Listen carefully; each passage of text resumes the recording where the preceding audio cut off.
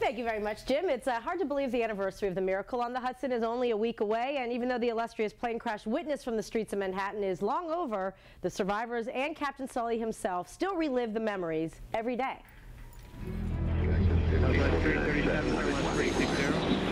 Nearly 1 year ago today, Captain Chesley Sullenberger was on a routine flight from LaGuardia Airport when something went terribly wrong. We're almost to the point where we hit the birds.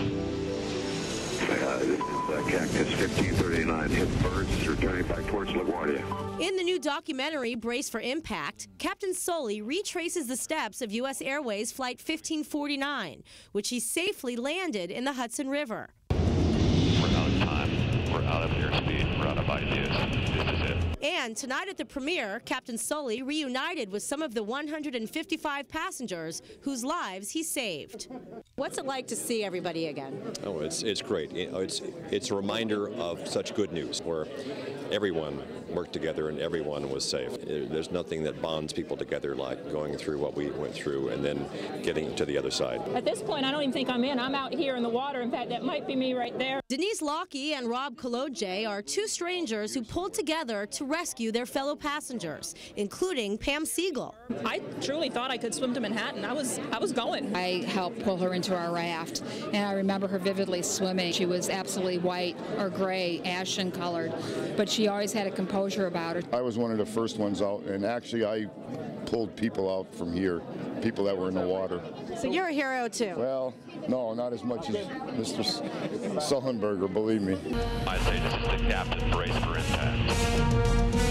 And even though tonight's reunion is a celebration of life, the memories of the fateful crash still haunt many of the survivors. How have you been able to move on and kind of put what happened out of your daily memories? I don't think you can put it out of your... It's there. It's constantly present. The reality is, almost a year ago, we could have lost our lives, and it is very challenging. It's been a very tough year for me.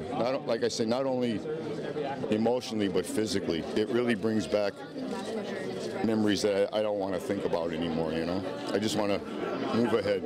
Do you consider yourself a hero, like the rest of us do? You know, my crew and I did our jobs exceedingly well. But at the same time, I know that we didn't choose to place ourselves at risk to save somebody else. This was thrust upon us. I'm very happy to be the public face of something that makes people feel so hopeful. It was a very emotional night. The documentary airs on TLC on Sunday. And you can see very bittersweet, happy to see each other, yet clearly they still feel the effects of what happened. Jim and I will never forget covering the story that day. I could tell you that. You know, the thing that really jumped out at me about your piece was when you talked to the passengers, you would think that they'd be saying things, we cheated death. How wonderful could that be? We've been happy as could be ever since.